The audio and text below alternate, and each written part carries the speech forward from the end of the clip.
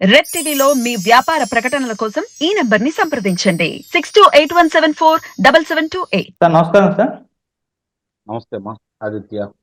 Sir Jagan గారు సిద్ధం సభలో చూస్తున్నాం, ప్రతిపక్షాల పైన కూటమి పైన విమర్శలు చేయడం చూస్తున్నాం. ఆయన టీడీపీ మీడియాను కూడా సిద్ధం సభకు ఎంట్రీ కానివ్వలేదు సార్. సో చంద్రబాబు గారు అటు రెండు నేషనల్ పార్టీని తన జేబులో వేసుకున్నారు. ఇటు పవన్ కళ్యాణ్ ఏమో సిట్ అంటే సిట్, స్టాండ్ అంటే స్టాండ్, ఆ స్థితిలో పవన్ కళ్యాణ్ పరిస్థితి ఉందని అంటున్నారు. మరి మీరు ఏం చెప్తారు సార్ దీని గురించి? సిద్ధం చివరి సభ, ఇంటికి వెళ్ళడానికి సిద్ధం అయ్యాడు జగన్మోహన్ రెడ్డి గారు. 151 మంది శాసనసభ్యుల్ని, 22 మంది లోక్సభ సభ్యుల్ని ఇంటికి పంపించడానికి సిద్ధపడిపోయాడు ఆయన. ఎందుకంటే పరిస్థితి ఆయనకు అర్థమైపోయింది. ఇప్పుడు మీరు అన్నారు 2 జాతీయ పార్టీలని. ఇప్పుడు 2 జాతీయ పార్టీలు నిన్నటిదాకా ఎవరు ఎలా ప్రవర్తించారనేది ప్రజలందరికీ స్పష్టంగా తెలుసు. తెలుగుదేశం పార్టీ వరకు జరుగుతున్నటువంటి ఎన్నికల్లో 1983 నుంచి చూసుకున్నా కూడా ఎవరితోటి పొత్తులున్నా కూడా బహిరంగానే పెట్టుకున్నారు. 83లో సంజయ్ విచారమంచితో పెట్టుకున్నారు. 84లో వచ్చేతలకి భారతీయ జనతా పార్టీతో పెట్టుకున్నారు, జనతా పార్టీతో పెట్టుకున్నారు, ఉభయ కమ్యూనిస్ట్ పార్టీతో కూడా కలిపి పెట్టుకున్నారు. కాబట్టి వాళ్ళ పొత్తుల గురించి ఈయన విమర్శిస్తే జనం వినడానికి సిద్ధంగా లేరు. ఎందుకంటే వాళ్ళు ఎప్పుడైనా బహిరంగంగానే పెట్టుకున్నారు తెలుగుదేశం పార్టీ వాళ్ళు. మరి ఈయనలాగా లోపాయికారిగానో లేకపోతే అవసరం కోసమో లేకపోతే తన కాపాడుకోవడం కోసం వాళ్ళు పొత్తుల్లో భాగంగా లేరు. వాళ్ళు రాష్ట్ర ప్రయోజనాలను దృష్టిలో పెట్టుకొని, రాష్ట్ర అవసరాలను దృష్టిలో పెట్టుకొని ప్రయాణం చేశారు. సరే, కొన్నిసార్లు వికటిస్తాయి, కొన్నిసార్లు అనుకూలంగా ఉంటాయి. ప్రజల మనసులు ఎలా అయితే మారిపోతా ఉంటాయో రాజకీయ పార్టీల మీద. ఎందుకంటే ఒకసారి అధికారంలో ఇచ్చిన తర్వాత ఓడగొట్టారు అంటే వాళ్ళ అభిప్రాయం మారినట్టే కదా. వాళ్ళు కోరుకున్న విధంగా వాళ్ళు లేకపోబట్టి ప్రజలు ఓడిస్తారు వాళ్ళని. రాజకీయ పార్టీలు కూడా అంతే, తనకు అనుకూలంగా వచ్చే వాళ్ళతో కలిసి ప్రయాణం చేస్తాయి, తనకి విభేదాలు వస్తే పక్కకి వెళ్ళిపోతా ఉంటాయి. రాజకీయ పార్టీలు ఈ రోజు శాశ్వత శత్రువులు ఉండరు, శాశ్వత మిత్రులు ఉండరు అని చెప్పని ఒక నానుడు ఉంది కదా, అది వాస్తవమే. గతంలో వీళ్ళు కలిసి పనిచేశారు, ఈ రోజు విడిపోతున్నారు. గతంలో విడిపోయిన వాళ్ళు ఈ రోజు కలిసి ప్రయాణం చేస్తున్నారు. ఆంధ్ర రాష్ట్ర ప్రజలు ఏమనుకుంటున్నారు అంటే, గత 6 సంవత్సరాల పై చిలుకు కాలం నుంచి కూడా భారతీయ జనతా పార్టీ తోటి అంటకాగుతుంది, భారతీయ జనతా పార్టీ సహాయ సహకారాలతో మనుగడ సాగిస్తుంది వైఎస్ఆర్సీపీ పార్టీ అనేది ప్రజలందరూ భావిస్తున్నమాట వాస్తవం. అందుట్లో ఎలాంటి సందేహం కూడా ఏమీ లేదు. కాబట్టి ఆ రోజు విభేదించినటువంటి తెలుగుదేశం పార్టీ ఈ రోజు కలుస్తుంది కాబట్టి, ఆ రోజుకి ఈ రోజుకి నువ్వు అంటరాని పార్టీయే కాబట్టి మీది ఏదో కొన్ని విషయాల్లో కలిసి ఇక్కడ తెలుగుదేశం పార్టీ మీద ఉన్న కోపంతో నీతో కలిశారే తప్ప ఏ పరిస్థితుల్లో కూడా అంటే కలవలేదు. వాళ్ళు సహాయ సహకారాలు అందజేశారు. ఏ రోజు కూడా నీలాంటి వాళ్ళని వాళ్ళ దరి చేర్చుకోరు, అది చాలా స్పష్టం. ఈ పొత్తుల్ని విచ్ఛిన్నం చేయటానికి ఆయన విశ్వ ప్రయత్నం చేశాడు, సఫలం కాలేదు. ఆ అక్కసంతా నిన్న సభలో వెళ్ళగక్కాడు. అందుట్లో ఎలాంటి సందేహం కూడా ఏం లేదు. మీరన్నట్టు వేరే పాత్రికేయులను కావచ్చు, ప్రసార మాధ్యమాలు కావచ్చు అనుమతించలేకపోవడం అనేది వాళ్ళ అసమర్థతకి నిదర్శనం. అది అంతమంది మహాజనం వచ్చినప్పుడు వాళ్ళు కూడా చూసుకుంటే వాళ్ళు కూడా మాట్లాడతారు కదా, దానివల్ల నీకు వచ్చే నష్టం అయితే లేదు కదా. ఇప్పుడు మీకు ఒక చిన్న ఉదాహరణ చెప్తాను. రాయబారానికి వెళ్ళాలని చెప్పని మిగిలిన వాళ్ళందరూ అడుగుతారు శ్రీకృష్ణుడిని. ఏది పాండవుల తరఫున కౌరవుల దగ్గరికి రాయబారానికి వెళ్తాడు కదా. మరి వెళ్ళాలని అడిగినప్పుడు ఆయన చెబుతాడు, వెళ్ళాలి, వాళ్ళ బలాలను కూడా మనం పరిశీలించుకోవాలి, కాబట్టి అక్కడికి వెళ్ళటమే న్యాయం అంటాడు. అట్లాగే ఈయనకు వచ్చిన బలాన్ని నిజంగా బలమని కనుక భావిస్తే మిగిలిన పాత్రికేయుల్ని ప్రసార మాధ్యమాలను కూడా ప్రవేశపెట్టినట్టయితే వాళ్ళు కూడా మాట్లాడుతూ ఉంటే నిస్సందేహంగా నిన్న సభకి జనం వచ్చారు, రాలేదని ఎలా చెప్తాం? మరి ముఖ్యమంత్రి గారి సభకి భారీగానే వచ్చారు, రాలేదని మనం అయితే చెప్పలేం కదా. కాకపోతే వచ్చిన వాళ్ళు అందుట్లో డ్వాక్రా మహిళలను కొంతమందిని తీసుకొచ్చిన తర్వాత వాళ్ళు ఏం మాట్లాడారో కూడా ఒకసారి పరిశీలిస్తే అర్థమైపోయింది. బలవంతంగా వచ్చారా, లేకపోతే ఓట్లేయడానికి వచ్చారా, జగన్మోహన్ రెడ్డి గారి యొక్క మాటలు వినటానికి వచ్చారా, లేకపోతే వైఎస్ఆర్సీపీ పార్టీకి మద్దతు తెలపడానికి వచ్చారా అంటే ఆ మహిళలు చాలా స్పష్టంగా చెప్పారు, మీరు ఎవరికి ఓట్లేస్తారమ్మా అంటే మేము వైఎస్ఆర్ పార్టీకో జగన్మోహన్ రెడ్డికో ఓట్లేస్తామని చెప్పి వాళ్ళు చెప్పలా చాలా మంది కూడా. అంటే దాన్ని బట్టి అర్థమైపోతా ఉంది, అధికారం చేతిలో ఉంది, ఇంకా కొన్ని రోజులు ఎన్నికల నోటిఫికేషన్ వచ్చేంత వరకు జరుగుతూనే ఉంటాయి ఈ రాకలు పోకలు. ఆ పార్టీకి విపరీతంగా వస్తున్నారు, ఈ పార్టీకి విపరీతంగా వస్తున్నారు. ఆ పార్టీకి ప్రభుత్వ వాహనాలని సమకూర్చట్లేదు. నీ పార్టీ నీ మీటింగులకి రాష్ట్ర వ్యాప్తంగా ఉన్నటువంటి బస్సులందరూ పెట్టి తరలిస్తా ఉన్నారు. కాబట్టి రాకుండా ఎలా ఉంటారు జనాలు? 151 శాసనసభ్యులు, 22 మంది లోక్సభ సభ్యులు ఉన్నటువంటి పార్టీకి ప్రజలు రాలేదనుకోవడం కూడా పొరపాటే కదా. ప్రజలైతే గట్టిగానే వచ్చారు, అందులో ఎలాంటి సందేహం కూడా ఏమి లేదు. ఇక ఆయన మాట్లాడిన దాని గురించి ఒకసారి మనం తీసుకుందాం. ఆయన మాట్లాడిన దాంట్లో గనక మనం పరిశీలించుకుంటా ఉంటే 2 జాతీయ పార్టీలను ఉదాహరించాడు. మరి ఆ జాతీయ పార్టీలో కాంగ్రెస్ పార్టీని మాట్లాడుతున్నాడు, అంతవరకు మనం కూడా ఒప్పుకుందాం. భారతీయ జనతా పార్టీని ఎందుకు విమర్శించలేకపోతున్నాడు? ఎలా విమర్శించినట్టు? భారతీయ జనతా పార్టీ వాళ్ళని మీరు సింగిల్ గా రండి, మీకు దమ్ముంటేనే ఆమనండి జగన్మోహన్ రెడ్డి గారిని కానీ, లేకపోతే వాళ్ళ యొక్క 5 వాళ్ళకున్నటువంటి ముఖ్యమైన వాళ్ళని, వాళ్ళ 5 ఎవరైనా ఏ ఇద్దరైనా మాట్లాడమని సిగ్గు శరం ఉంటే వీళ్ళు మాట్లాడుతున్నాడు కదా. సింగిల్ గా రండి అని చెప్పి ఎందుకు మాట్లాడలేకపోతున్నాడు? ఆ మాట్లాడే ధైర్యం ఉన్నప్పుడు అప్పుడు ఈయన గురించి మనం మాట్లాడదాం. ఆ మాట్లాడే ధైర్యం ఈయనకు వచ్చిన రోజు ఆ రోజు మాట్లాడదాం. వాళ్ళతో విభేదించాడు, వాళ్ళ గురించి కూడా మాట్లాడుతున్నాడు. ఆ ధైర్యం ఎటు లేదు కదా. ఇప్పుడు వాళ్ళకేంది? ఇప్పుడు ముగ్గురు కలిసి ప్రయాణం చేస్తున్నారు. రేపు ప్రధానమంత్రి గారు కూడా సభకు రాబోతున్నారు. వాళ్ళ ప్రయత్నం వాళ్ళు చేసుకుంటారు. రాజకీయ పార్టీలు మీ ప్రయత్నం మీరు చేసుకుంటున్నారు. మీ బలాలు చెప్పండి, మీరు చేసిన పనుల గురించి చెప్పండి, ప్రజలకు వివరించండి. ఇదిగో ఈ మంచి పనులు చేశాము, రేపు పొద్దున ఈ మంచి పనులు చేస్తాము అని చెప్పని. మీరు ఒక మాట మాట్లాడుతున్నారు, ఎన్నికలకు ముందు ఒక హామీలు ఇస్తున్నారు. ఆ తర్వాత సకల శాఖ మంత్రి గారు ఏమంటున్నారు? మా ముఖ్యమంత్రి గారికి తెలియదు అందుకని మాట్లాడారని చెప్పి చాలా తేలిగ్గా కొట్టివేస్తున్నాడు దాన్ని. అంటే మీకు తెలియదని మీ సలహాదారుడే చెబుతున్నాడు. మీరు మాట్లాడేదానికి మీరు అవతల వాళ్ళు మీరు ఆలోచించుకోవద్దు. మీ సలహాదారులు గారే మా ముఖ్యమంత్రి గారికి అవగాహన లేదని చెప్పిన ఆయన మిమ్మల్ని తేలిగ్గా తీసి పక్కన పడేశాడు. ఇంకా ఈ మాటలు ప్రజలు అలా విశ్వసిస్తారు? మరి మీరే అన్నారు కదా, మద్యపాన నిషేధాన్ని దశల వారీగా అమలు చేస్తాను, 5 నక్షత్రాల పలహారశాలలో తప్ప ఎక్కడ ఆటిని దొరకకుండా చేస్తానని మాట్లాడేది మీరే కదా. మరి ఈ రోజు మద్యం మీద అప్పు తీసుకొచ్చింది కూడా మీరే కదా. కాబట్టి ఇవన్నీ దృష్టిలో పెట్టుకుంటే ఆయన మాట్లాడేదానికి ఇప్పుడు నిన్న కూడా చెబుతున్నారు, దుష్ట చతుష్టయంతో యుద్ధం చేస్తున్నాం, నాకేమీ లేదు, ప్రసార మాధ్యమాలు లేవు, లేకపోతే పత్రికలు లేవు, నేను ఒంటరివాడిని అని అంటున్నారు. నిస్సందేహంగా ప్రజలు మిమ్మల్ని ఒంటరివాడిని చేయాలని నిర్ణయానికి వచ్చారు, అందుట్లో ఎలాంటి సందేహం కూడా ఏమి లేదు. ఎందుకంటే ఎన్నిసార్లు అని చెప్పి నమ్ముతారు మీరు చెప్పే అబద్ధాలని? మీరు ఒంటరివారా? మీకు పత్రికలు లేవా? ప్రసార మాధ్యమాలు లేవా? అంటే అబద్ధాన్ని తన్ని ఎలాంటి తోట్రుపాటు లేకుండా చెప్పగలుగుతున్న ముఖ్యమంత్రి గారి గురించి ప్రజలు ఏమనుకుంటున్నారనే అవగాహన కూడా లేకుండా వాళ్ళు మాట్లాడుతున్నారంటే వాళ్ళ ధైర్యానికి మెచ్చుకోవాలి. ముందుగా నిస్సందేహంగా వాళ్ళ ధైర్యానికి మెచ్చుకోవాలి. మరి సిపిఎస్ రద్దు చేస్తానని ఆ రోజు చెప్పాడు, దాని గురించి సకల శాఖ మంత్రి గారు చెప్పారని మీకు ఇప్పుడే చెప్పాను నేను. మరి మద్యపాన నిషేధం గురించి మీకు మాట్లాడాము, ప్రత్యేక హోదా గురించి మాట్లాడాను. ప్రత్యేక హోదా వచ్చినప్పుడు ప్రత్యేక హోదా గురించి మీరు ఆ రోజు యువకులను రెచ్చగొట్టి నేను వస్తే మెడలు ఉంచి కేంద్రం మెడలు ఉంచి ప్రత్యేక హోదా తీసుకొస్తా ఉన్నారు.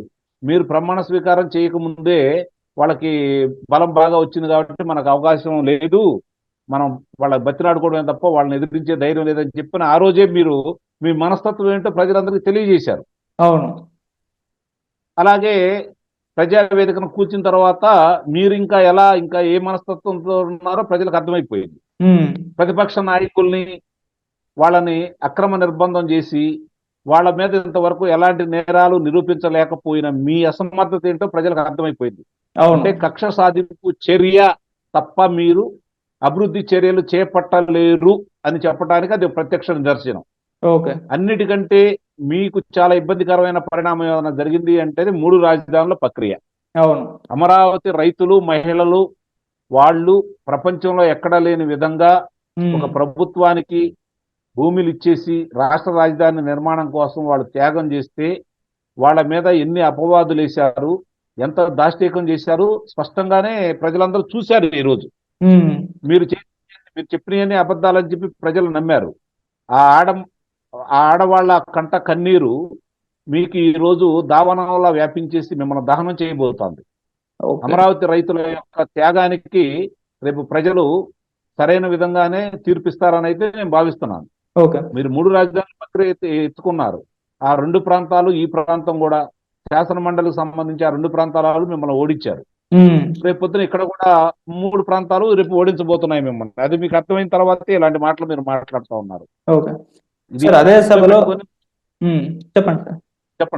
మీరు చెప్పండి. అదే సభలో జగన్మోహన్ రెడ్డి గారు ఇంకో మాట కూడా అంటారు. చంద్రబాబు గారి పేరు చెప్తే ఒక్క సంక్షేమ పథకం అన్న, ఒక్క అభివృద్ధి అన్న గుర్తుకు రాదు ప్రజలు ఎవరికి.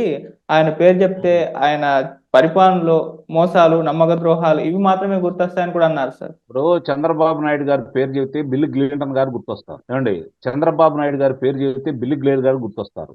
భారతదేశంలో ఏ రాష్ట్రానికి కూడా ఒక అమెరికా అధ్యక్షులు వారు ఎందుకు రాలేకపోయారు? చంద్రబాబు నాయుడు గారు వారు సరసన కూర్చున్నారు కదా. మీరు ఒక్కసారి ప్రయత్నం చేసి అది చాలు కదా. చంద్రబాబు నాయుడు గారి యొక్క వ్యక్తిత్వం ఏంటి, ఆయనకు ఉన్నటువంటి విపరీతమైనటువంటి ప్రజాదరణ ఏంటి, ప్రపంచ దేశాల్లో ఆయనకు ఉన్నటువంటి గుర్తింపు ఏంటని చెప్పుకోవడానికి. ఇప్పుడు సైబరాబాద్ నిర్మాణం గుర్తొస్తుంది మనకి చూస్తూ ఉంటే. మీ పక్కన ఉన్నటువంటి మీ రాయలసీమ ప్రాంతంలో మీ పులివెందల్లో మీ స్వగ్రామానికి సంబంధించి మీ నియోజకవర్గానికి తీసుకొచ్చి నీళ్లు అందించిన ఘనత చంద్రబాబు నాయుడు గారికి గుర్తొస్తుంది. నిన్న కుప్పానికి నీళ్ళు చెప్పారు. ఆ గేట్లు కూడా మీ సభ అయిపోయిన 2 గంటలు గేట్లు కూడా తీసుకెళ్ళడం కూడా జరిగింది. ఇది మీ యొక్క ప్రతిభ, అది చంద్రబాబు నాయుడు గారి ప్రతిభ. అంటే మీ నియోజకవర్గానికి కూడా నదుల అనుసంధానం చేస్తే దాని ఫలితాలు ఎలా ఉంటాయో పట్టిసీమ ద్వారా చూపించాడు చంద్రబాబు నాయుడు గారు. మీరేం చూపించారు? నిన్న ఒలిగొండ ప్రాజెక్టుకు సంబంధించి మీరు 840 మీటర్ల ఎత్తులో ఉంటే తప్ప శ్రీశైలంలోంచి నీరు రాదు. మరి ఈ రోజు 813 మీటర్ల ఎత్తులోనే మాత్రం ఉంది. ఏ విధంగా నీరున్నాయని చెప్పి చూపించగలుగుతున్నారు? అంటే అబద్ధాలని, అసత్యాలని మీరు ఎలా చెప్పవచ్చో మీరు అంత ధైర్యంగా చెబుతున్నందుకు నిజంగా మిమ్మల్ని అభినందించాలి. దాంట్లో మాత్రం నేను ముఖ్యమంత్రి గారిని అభినందిస్తున్నాను. ఎందుకంటే ఆయన కన్నార్పకుండా ఎలాంటి అబద్ధాలైనా ఎలా చెప్పవచ్చు ఆయన చూసి నేర్చుకోవాలి మిగిలిన రాజకీయ పార్టీలు కూడా. ఇప్పుడు చంద్రబాబు నాయుడు గారి గురించి మాట్లాడుకోవాలంటే ఆంధ్ర రాష్ట్రాన్ని విభజిత ఆంధ్ర రాష్ట్రంలో చాలా స్పష్టంగా కియా పరిశ్రమ కనపడతా ఉంది. విశాఖపట్నంలో మిలియనియం టవర్స్ కనపడతా ఉన్నాయి. చిత్తూరు జిల్లాలో సెల్ ఫోన్ కు సంబంధించి ఎన్ని కంపెనీలు వచ్చినాయో ప్రస్తుతం కనపడతా ఉన్నాయి. వాటి గురించి ఛాలెంజ్లు చేసుకుంటూ ఎక్కడికక్కడ లోకేష్ బాబు గారి యువగళం పాదయాత్ర ద్వారా ఇదిగో మా హయాంలో ఈ పరిశ్రమలు వచ్చినాయి, ఇంతమందికి ఉద్యోగాలు వచ్చినాయి, మీ శాసనసభ్యులు ఇంత అవినీతి చేస్తున్నారు, మీ మంత్రులు ఇంత అవినీతి చేస్తున్నారు అని చెప్పని చాలా స్పష్టంగా ఆయన వాళ్ళ గురించి మాట్లాడి వాళ్ళ అవినీతిని ఎండగట్టుతూ తన ప్రభుత్వం గతంలో చంద్రబాబు నాయుడు గారి హయాంలో తెలుగుదేశం పార్టీ ప్రభుత్వం ఏ విధమైనటువంటి సంక్షేమ కార్యక్రమాలు తీసుకొచ్చింది, లేకపోతే ఏ విధమైనటువంటి పరిశ్రమలు తీసుకొచ్చింది, దాని వల్ల రాష్ట్రానికి ఏ ఉపయోగం జరిగిందని చెప్పి ఆయన సెల్ఫీ ఛాలెంజ్ చేసుకుంటా వచ్చాడు. దాని దగ్గర మీ దగ్గర సమాధానం ఏముంది? మీ శాసనసభ్యులు ఏం మాట్లాడారు? నా దగ్గర వచ్చి పోటీ చేయి, ఇదే కదా మీరు మాట్లాడింది. ఆయన ప్రశ్నలకు మీ దగ్గర సమాధానాలు ఏమన్నా ఉన్నాయా? ఏమైనా మీరు చూపించగలిగారా? అది వాళ్ళ అభివృద్ధి చూపించారు. ఈ రోజు మీరు చెప్పండి, మీ పరిశ్రమ శాఖ మంత్రి గారు దేవాలయం లాంటి శాసనసభ సాక్షిగా 5,13,000 మందికి ఉద్యోగ కల్పన జరిగింది తెలుగుదేశం పార్టీ ప్రభుత్వ హయాంలో అని చెప్పారు. మీరు చెప్పండి, ఈ రోజు సచివాలయ ఉద్యోగులు, వాలంటీర్లు తప్ప మీరు ఏం కొత్త ఉద్యోగాలు తీసుకొచ్చారు? మీరు చెప్పండి. మీరు చెప్పుకోవడానికి మీ దగ్గర ఏం లేదు. నేను బటన్ నొక్కాను, సంక్షేమ పథకాలు నా వల్లే పుట్టి అని చెప్పి చెబుతున్నారు. ఇప్పుడు మీరు ఇస్తున్న సంక్షేమ పథకాలన్నీ గత తెలుగుదేశం ప్రభుత్వం అమలు చేసినయే కదా. పింఛన్ పథకం వచ్చే తల్లికి ఎవరూ లేని టైంలో ఆ రోజు చంద్రబాబు నాయుడు గారు ముందు అన్న నందమూరి తారక రామారావు గారు మొదలు పెడితే దాన్ని చంద్రబాబు నాయుడు గారు దాన్ని కొనసాగిస్తే మీ తండ్రి గారు వచ్చి 75 రూపాయలు ఉన్నదాన్ని 200 చేశారు. అంటే మీ తండ్రి గారు పెంచింది 125 రూపాయలు. మరి చంద్రబాబు నాయుడు గారు వచ్చిన తర్వాత దాన్ని 2,000 చేశారు. అంటే తెలుగుదేశం ప్రభుత్వం పెంచింది 1,875 రూపాయలు. ఈ రోజు మీరు వచ్చేదానికి 1,000 రూపాయలు పెంచారు. అంటే మీ తండ్రి కొడుకులు ఇద్దరు కలిసి చేసింది 1,250 రూపాయలు. తెలుగుదేశం ప్రభుత్వం ఇచ్చింది 1,750 రూపాయలు. చెప్పుకోవడానికి వాళ్ళ దగ్గర ఉంది సంక్షేమం గురించి. మీ దగ్గర ఏముంది? కొత్త పథకాలు ఏంటి మీరు తీసుకొచ్చి కొత్తగా ప్రవేశపెట్టి ఏంటి? మీరు ఏమి నమ్మకాలు ఆ రోజు ప్రజలకి హామీలు ఇచ్చారు, ఆ హామీలు ఏ విధంగా నెరవేర్చారు? ఒక్కసారి దాని గురించి మీరు మాట్లాడుకోండి. వాళ్ళు చర్చిద్దాం రమ్మంటున్నారు. మీరు సభలు సమావేశాల్లో అబద్ధాలు చెప్పి ప్రజలు నమ్మించడానికి ప్రయత్నాలు చేస్తున్నారు తప్ప నిజంగా మీరు చేశామని చెప్పుకోవాలి అంటే వాళ్ళు అడుగుతున్నారు కదా, ఒక చర్చా వేదిక పెట్టు జగన్మోహన్ రెడ్డి గారు, మా తరపు నుంచి చంద్రబాబు నాయుడు గారు వస్తారు, లేకపోతే లోకేష్ బాబు గారు వస్తారు, లేకపోతే మీ తరపున మీరు రండి, చర్చా వేదిక పెడదాము, చేసిన పనుల గురించి మాట్లాడదాము అంటే ఇంతవరకు సమాధానాలు లేవు. అవును, నిజంగా మీరు కలిసి కూర్చొని మాట్లాడిన 2 పార్టీల వాళ్ళు ఏం చేశారో జనం మాట్లాడుకుంటారు. అవును. మీరు ఛాయాచిత్రాలతో చూపించండి, లేకపోతే ఈ రోజు అందుబాటులోకి వచ్చింది కదా సాంకేతిక పరిజ్ఞానం, మీరు అక్కడ కూర్చొని వాళ్ళు చెప్పిన దానికి లైవ్ లో చూపించండి, వీళ్ళు ఇది చేశారు మీరు కూడా చేయండి, లేకపోతే ఇది చేయలేరు వీళ్ళు అబద్ధం చెప్పారని చెప్పి ఈ రోజు మాట్లాడుకోవచ్చు కదా. ఆ అవకాశం మీకు ఉంది కదా. ఈ రోజు అధికార పార్టీ మీరే కదా. చెప్పండి. అమరావతిని కమరావతి అన్నారు, భ్రమరావతి అన్నారు, ఇన్సైడ్ ట్రేడింగ్ అన్నారు, ఇంతవరకు ఏమీ చూపించలేకపోయారు. స్కిల్ డెవలప్మెంట్ కు సంబంధించి 2,13,000 మందికి నైపుణ్యం ఇచ్చారు. 70,000 మందికి ఉద్యోగాలు వచ్చినాయి, ఉన్నత ఉద్యోగాలు వచ్చినాయి. వాళ్ళకి చెప్పుకోవడానికి వాళ్ళ దగ్గర అది ఉంది. మీ దగ్గర ఏముంది చెప్పండి. దాని గురించి అవినీతి అన్నారు, ఏం చేశారు మీరు ఇంతవరకు? ఇన్సైడ్ ట్రేడింగ్ లో అన్నారు, దాన్ని నిరూపించలేకపోయారు.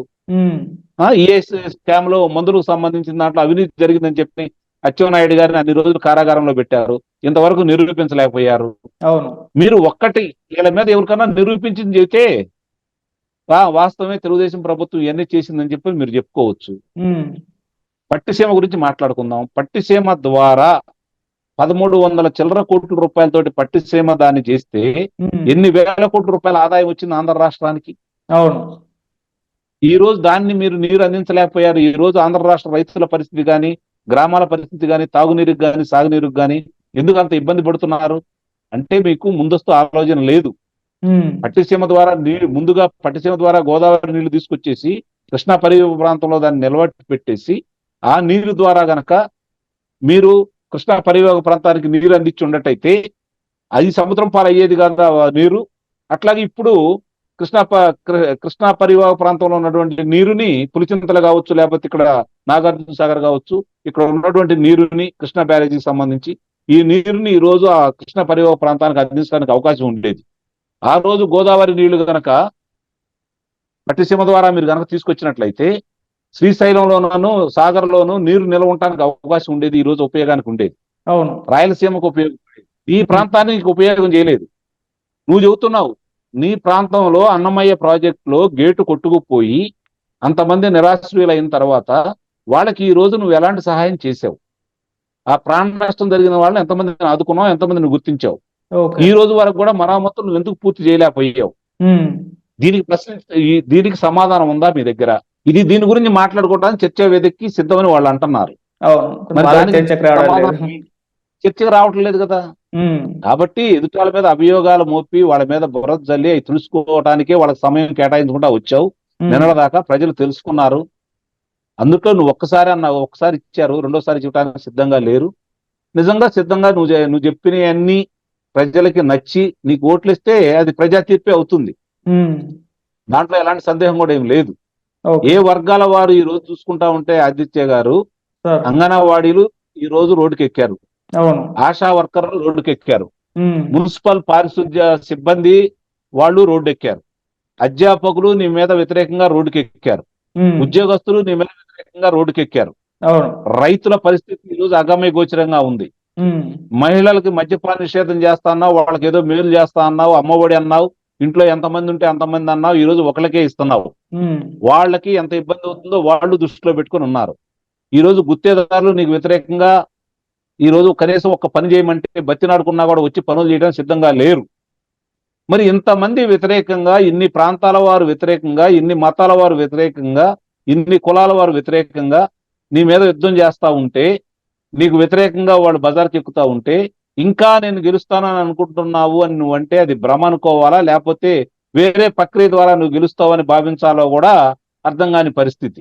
అవును సార్. కాబట్టి ఇవన్నీ దృష్టిలో పెట్టుకుంటే చాలా స్పష్టంగా ఆయన ఎన్ని అబద్ధాలు చెప్పినా జనం ఈ రోజు విశ్వసించే పరిస్థితుల్లో లేరు. కాబట్టి చూద్దాం. ఇప్పుడు ఆయన మాటలు నమ్మి ఈ 5 సంవత్సరాల్లో ఆయన ఏం హామీలు నెరవేర్చారో, ఏ కొత్త కొత్త పథకాలు తీసుకొచ్చారో ఆయన గనక పొద్దున ఎన్నికల్లో ప్రజలు కూడా ఆలోచించుకుంటారు కదా. అవును. గతంలో రాని ఏంటి, ఇలా దాంట్లో వచ్చింది ఏంటి. ఓకే. కాబట్టి చూద్దాం. అంతకంటే మనం ఇప్పుడు ఒకటి 3 పార్టీలు కలిసి ముందుకెళ్తున్న తర్వాత దాని పరిస్థితి ఏంటో వాళ్ళకి అర్థమైపోయింది. కాబట్టి ఈ రోజు వాళ్ళు భయానికి లోనై కనీసం మనకు ధరావతులన వస్తాయా, కొన్ని ప్రాంతాల్లో కనీసం గౌరవప్రదమైనటువంటి స్థానాలు వస్తాయా అనే దిగుల్లో వాళ్ళు ఉన్నారు. కాబట్టి రకరకాలుగా మాట్లాడుకుంటా ఉన్నారు. ప్రజలని, ప్రతిపక్ష నేతల్ని ఆ ప్రాంతానికి రాకుండా నిన్న సభకు సంబంధించినటువంటి రక్షక భటులు చాలా మందికి ఎలాంటి లేఖలు పంపించారో చూసాం కదా, మీరు కనుక వస్తే మిమ్మల్ని మేము నిర్బంధంలో తీసుకుంటాము, మీరు రావడానికి ఇల్లేదు అని చెప్పని. ఇవన్నీ బట్టి చూస్తుంటే వాళ్ళకి భయం అనేది మొదలైంది అనేది స్పష్టంగా అర్థమైపోయింది. అవును. చూద్దాం ఏం జరుగుతుందో.